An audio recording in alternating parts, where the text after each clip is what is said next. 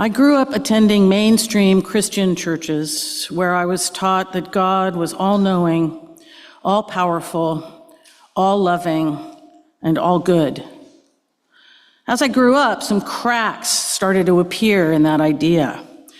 If God was all those things simultaneously, why did bad things happen? Why would an all-powerful and all-good God, who supposedly loved all his creatures, allow atrocities like the Holocaust, or the destruction of Gaza, or terrorist attacks, or sexual abuse, or devastating natural disasters like the flash floods that swept away dozens of innocent children and adults on July 4th in Texas? How could an omniscient, omnipotent, all-loving God let those things happen? I think we humans created the climate change that fueled those particular floods and the conditions that produce terrorism and genocide. We can't blame God for that. But why wouldn't an all-loving, all-powerful God intervene? Free will, adults told me. Original sin, some said. Still, it just didn't make sense. It seemed to me that at best, God could be 2 out of 3. Loving and knowing, but not powerful, powerful and knowing, but not loving, powerful and loving, but not knowing what's going to happen next. Not very satisfying. When I got to seminary, I learned the technical term for this problem, Theodicy. How can an all-loving, all-knowing, all-powerful God permit the existence of evil? I also had difficulty with the Christian doctrines of the Trinity and the atonement. They said that the one God actually consisted of God the Father, the Son, and the Holy Spirit, at least 2 out of 3 of which are gendered male, and that God became the Son in order to die to atone for the sins of believers only, like a sacrificial animal, and that people who didn't believe this were doomed to eternal hell. This just did not make sense to me as I grew into adulthood. In their early days, Unitarians and Universalists answered these problems in Christianity directly. Unitarians insisted, along with Jews and Muslims, that God is one. Jesus is great, but is not God. Universalists said a loving God would not condemn anyone to hell. They challenged the Christianity of their time, and eventually the movement became what we might call post-Christian. Our tradition is now centered on shared principles and values, broad agreements about how we should be in the world together, not on specific theological doctrines that everyone is expected to accept and affirm. Fortunately, there are lots of ways to think and talk about God. If Aya's voice were stronger this week, she'd probably tell you about process theology. One of its developers, Alfred North Whitehead, was a mathematician who described God as immanent in the world, yet also greater than the world. This God is not all-powerful or all-knowing. It invites us into co-creating with it for the common good. It lures us, calls us, works persuasively in us instead of dictating our actions. The technical term for this is panentheism. God is simultaneously in the universe and transcends the universe. It's rather more palatable for a modern Westerner with a scientific worldview. Non-theism is found in Buddhism, in the ancient Jain religion of India, in Taoism and Confucianism, which originated in China. For a non-theist, God or gods may exist, but they aren't ultimate and they can't help us on the spiritual path.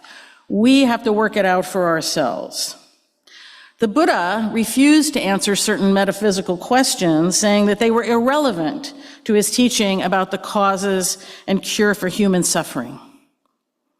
Jains venerate a series of masters called Tirthankaras who achieved spiritual perfection and can show the way, but each person must achieve it themselves by a life of rigorous nonviolence.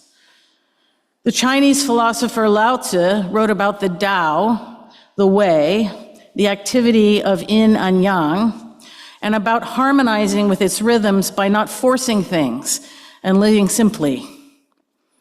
Confucius developed a system of social ethics that didn't depend on beliefs about God. The best non-theistic description of God I've come across so far comes from the late John Shelby Spong, who was the Episcopal Bishop of Newark for many years. He was a liberal theologian who rejected traditional Christian creeds and advocated for the inclusion of LGBTQ people and women fully in the life of the church. In his last book, Unbelievable, Spong said that he can't understand God or what it might be like to be God, but he believes that he experiences God as the source of life and the source of love. In short, God is the power of life-enhancing love. The power of life-enhancing love. It is not all-knowing, and it is not all-powerful, but it is more powerful than hate, and it is more powerful than death. The power of life-enhancing love manifests in the ways that plants turn toward the sun, and animals nurture their young, and we try together to create beloved, imperfect community. It manifests in microbes and tube worms that flourish in volcanic vents at the bottom of the ocean. It's always available to us when we turn our attention toward it.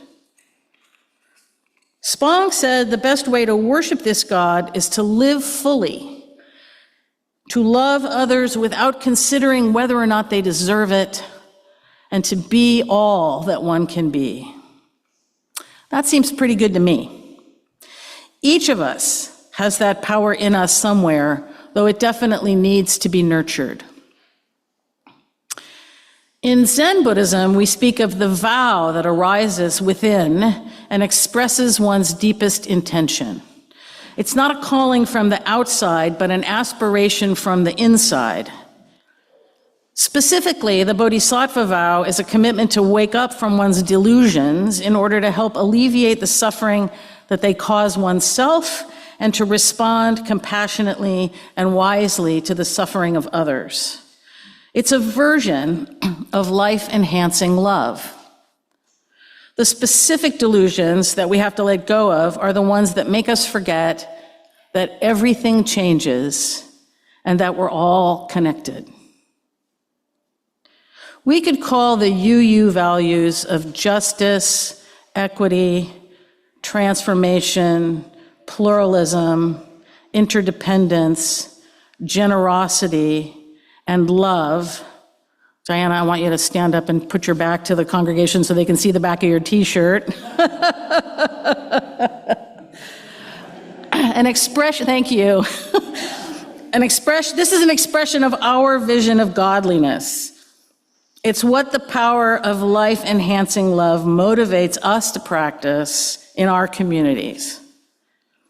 So I'm very glad to be here with all of you for such a purpose, especially now in these times that need the witness of our faith. Next week, you can hear Nancy and Reverend Aya talk about evangelism. Stay tuned.